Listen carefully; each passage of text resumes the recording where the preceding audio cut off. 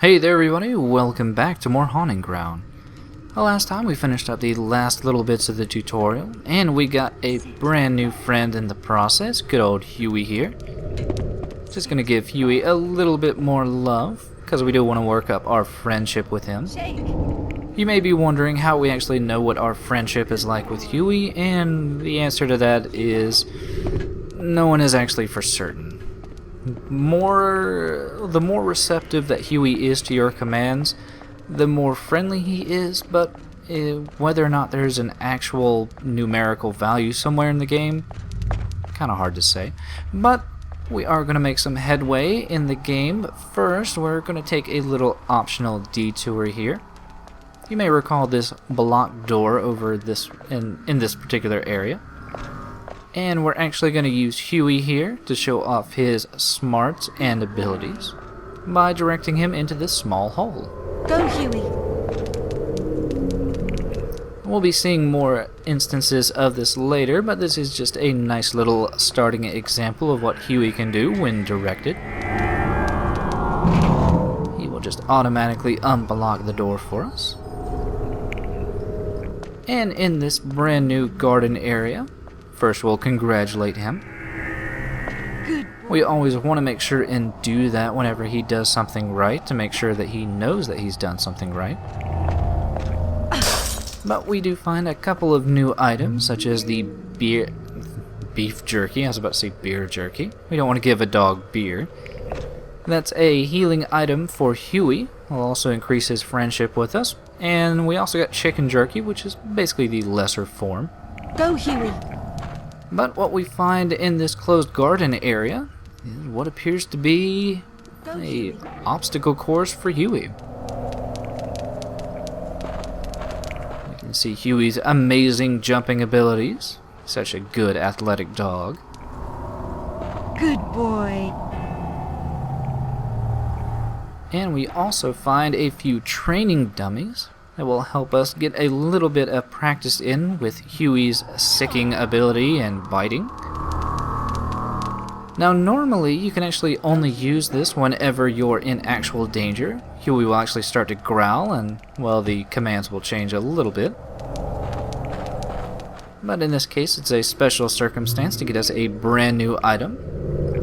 And yet another medallion. We'll be actually finding out what these do later on in this particular update. Good boy! But we do have one more little obstacle to get over, and in this case we're not going to have Huey go up there, mostly because for some reason, even though Huey will sometimes find items, he won't get them if they're in ready available access to us. But we find an especially awesome item here. This is another throwable item, much like the magnesia, but this one has a positive effect in that Huey will go fetch it. Or sometimes he won't fetch it, but yeah, if he does fetch it, it will actually work up our friendship level with Huey. And we will be able to throw more of those later. For some reason it just has a cooldown if he doesn't actually immediately retrieve it for us.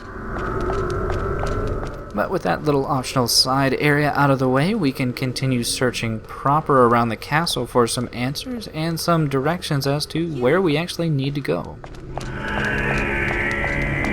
Now first things first, that you may recall that door that mysteriously opened over this direction here.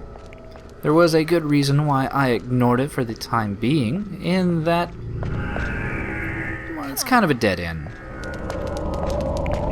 And that's not to say there isn't anything important over here. No, we actually see a little item waiting for us up on top of that pile of rubble.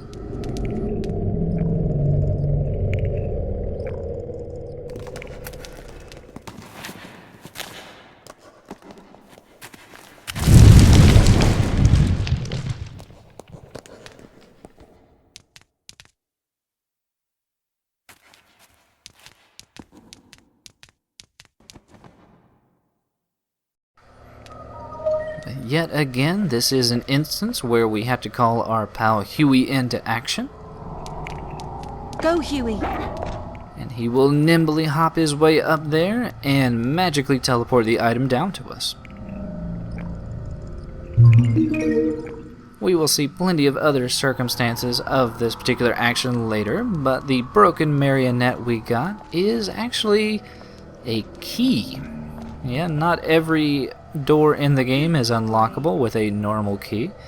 And pretty much like Resident Evil, sometimes we have to find really obscure locking mechanisms.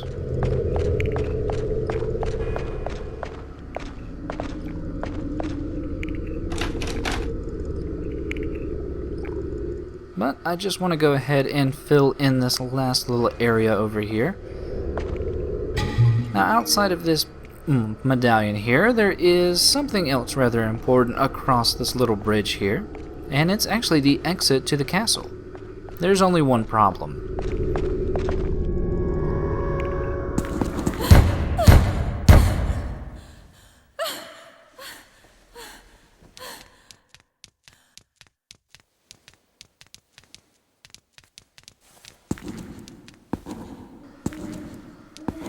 So close and yet so far away. Yep, we're just gonna have to continue on and hope that we find some other means out. Which means that we're gonna head back to that little open courtyard area with the half staircase. Because we can actually now get that item on top of the column using Huey. And we get yet another new medallion. Also, something to keep in mind is that even though Huey is an amazing athlete and a very smart dog, he is still a dog and, well, he can't really climb ladders. So, if we actually do, if we don't retrieve him properly or open a door for him down here, he will actually start to whine and howl, which can be kind of detrimental to us because that will draw the attention of any nearby stalkers. So that's always why it's a good idea to keep Huey nearby.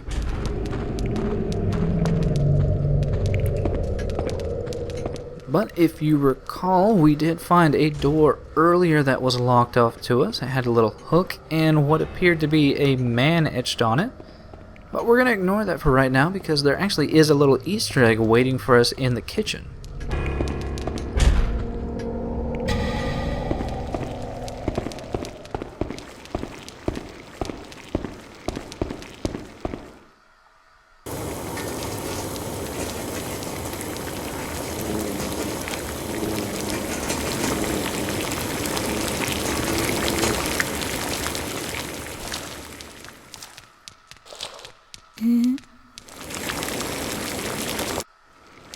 Why, it's Daniela, the maid. Yeah, she obviously wasn't down here earlier whenever we were being chased by Debilitas. I'm actually not sure right now why Fiona had such a weird reaction to that gelatinous stew, but we will definitely be finding out later what's cooking. For right now, though, we are going to head back to that door and use our very odd key to get it open.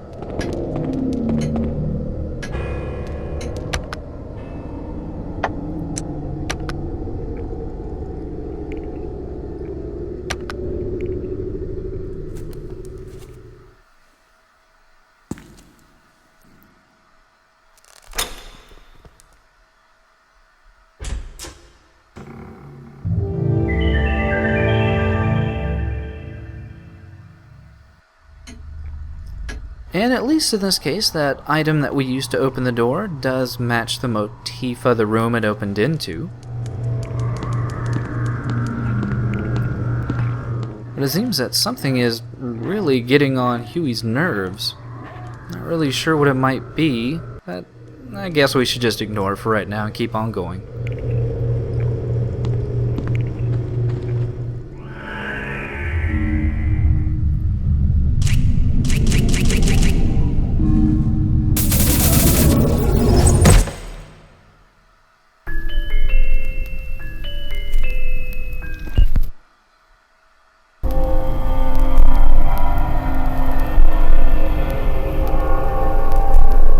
We get our first game over screen and our first taste of the sometimes very nefarious and easily missed traps.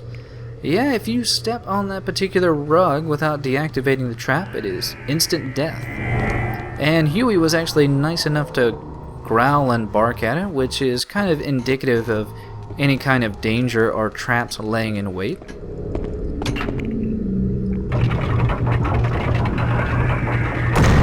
But it's an easily enough solved puzzle.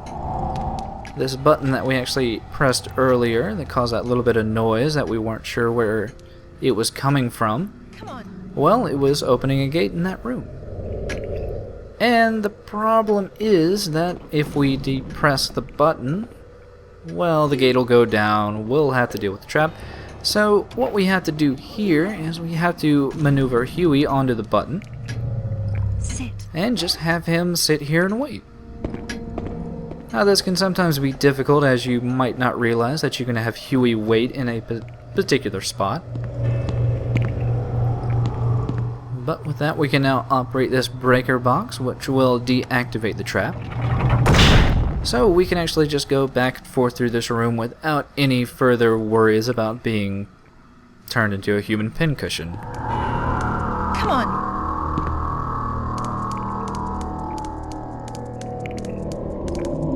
Also, just occasionally Huey will decide to ignore us, so, screw him, let's just continue on. He'll magically teleport next to us.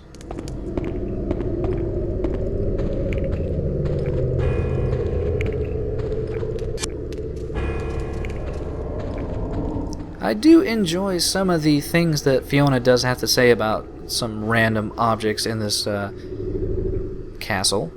I'm not actually sure why that placement of the chair freaks her out so much, but, well, whatever.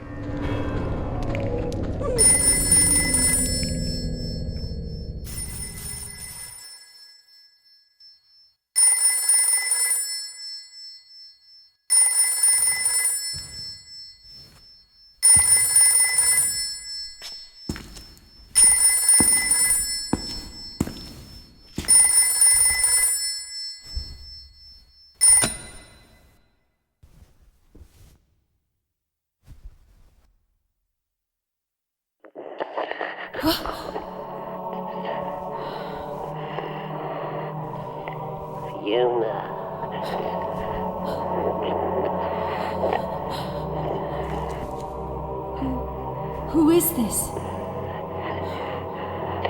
You must pay attention now, Fiona. Be wary of Ricardo. Your Azoth.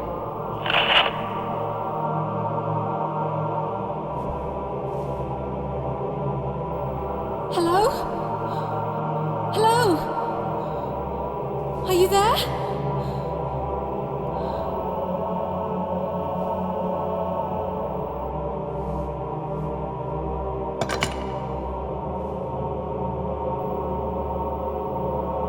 Azoth? Yet another mention of this mysterious word Azoth, but we have little time to reflect on that, as just out of nowhere we get Debilitas yet again. We haven't seen him in quite some time. But yeah, this is a scripted encounter with Debilitas. This is not random. And as such, it can be kind of cumbersome because at this point we actually get quite a few new areas that we can explore. But, well, whenever someone is running after you, you have really no other choice than to run. And in this particular circumstance, we actually need to go to a very particular spot because there is something special laying in wait that we actually need to set up for. But don't worry, we will be revisiting all these lovely rooms we're running through.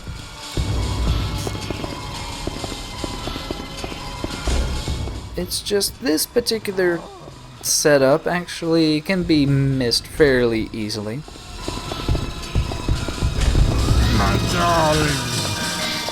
And it is in this particular room that we need to equip that bisque doll we got much earlier. And you see that shiny? Well, we just need to throw that bisque doll over there and hide. Now hopefully at this point, Debilitas has no idea where we are. We need to make sure and crouch, because otherwise he will magically find us.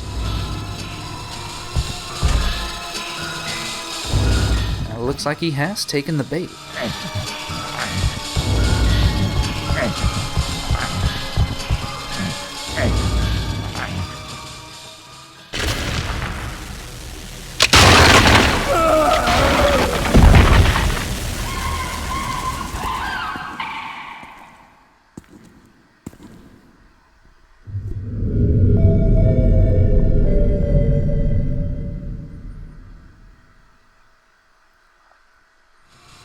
Now, the reason that it was actually very important for us to cause him to fall down there is the only other way to get down would have actually been to cause Fiona to fall.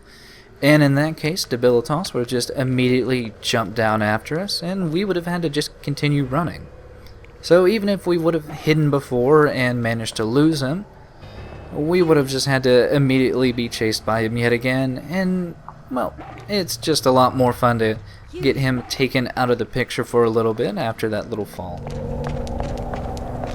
So now with him temporarily taken out of the picture, we can safely go back to some of those rooms we skipped over and have a little exploration party. First things first though, shiny objects need our attention.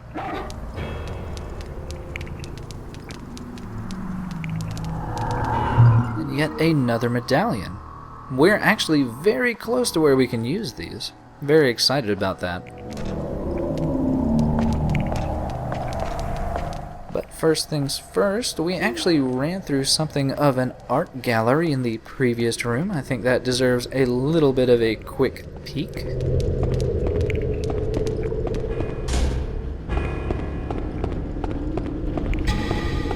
And what draws the eye most of all is this rather large diorama. Looks like a set of cavalrymen, but they all appear to be missing their skin.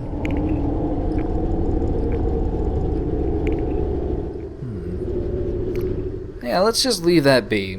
Let's go to a much more pleasant location, which is this incredibly red nursery. Now, we do find another medallion, but there actually is a much more important item in this definitely not creepy room.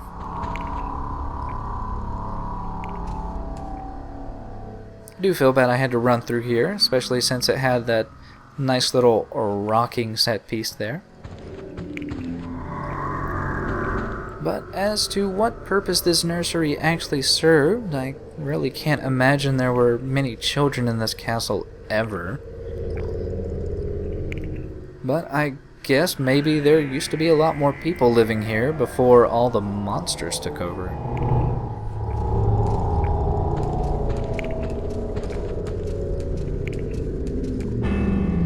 But amongst all these staring dolls, we find a very special but locked box. And this particular box would, well, need you to finish the game before you could get the password for it, but since we are now playing on a new game plus, mostly to hopefully get a few nice items, we have the magic passcode to open up the box, which is Magnus. And we get 2 new pieces of equipment. I will actually be showing these off in this playthrough, mostly to give me a little bit of an advantage. None of the equipment pieces are actually game breaking. They mostly just decrease how quickly you get panicked, or increase your stamina and panic regen. And in this case, we actually get our first set of earrings. I think we have 3 equipment slots. There's boots, choker, and earrings. I would actually put on that jade choker, but it's more for combat, and, well, just for right now, the obsidian choker has a little bit more usefulness. But we are going to visit one last new location, and it's just a little bit of a hole in the wall. Little pun there, I'm sorry. But we are actually going to be finding, well, pretty much 1 hole per area in the game. And they do serve a very important purpose. And one of those purposes is that they're actually well, a room that is completely safe from stalkers. You will never get a stalker in this room, but more importantly, there is, well, a special mechanic in this room known as a Veritio Machina, I guess? I'm not really good with Latin, I'm sorry. But this machine will actually use those medallions we've been finding to create new items for us. Now, these items can be regenerative panic items, they can sometimes be equipment, they can be food for Huey, or they can be thrown offensive items, or in some rare cases they can actually be negative items, items that will cause our panic to increase or will cause Huey to attack us. So it is, well, kind of a gambling mechanic. But it can actually be fairly useful, as it will give us sometimes up to 6 healing items at once. Now, the actual look of the machine may be fairly unique, but it's actually from Kabbalah. I think it's called Sephirot, though I'm very awful at pronouncing Hebrew. And the idea here is that as the spheres turn, we want it to stop on a color. Gray is actually a negative. And by getting particular colors of the same kind to connect, that actually gets us an item. In this case, we get a Seditio. I'll probably be cutting out the gambling in the future, but I will definitely be doing it more. But in this case, we got a new item, and as such, it will not tell us what it does until we use it. In this case, Seditio will actually completely decrease our panic, so it's actually a fairly useful item. There also is another unique machine in this room. It's got a slot in the top of it, and it's a special machine that you can actually only get on New Game Plus. You may have noticed that I did have quite a few additional plate keys in my inventory. And they are all with passwords that you unlock for meeting certain criteria, such as Alchemia, which is used if you've gotten a very good rating with Huey by the end of the game. It says another pair of earrings. I think these are a little bit better than the earrings we just got. The Adamus plate key is gotten by getting at least 75% of the items in the game. It's a lot harder than it seems. And it gives us the best choker in the game. I'll definitely be putting that on in the future. The next one is going to be the powder plate key. You get this pass key by, I think, defeating or knocking down at least 30 enemies in one playthrough. And for that we get a very nice pair of boots. These will occasionally on kick cause an explosion, which does a really large amount of damage. They're actually really good for taking down bosses. And finally we get probably the most unique piece of equipment in the game.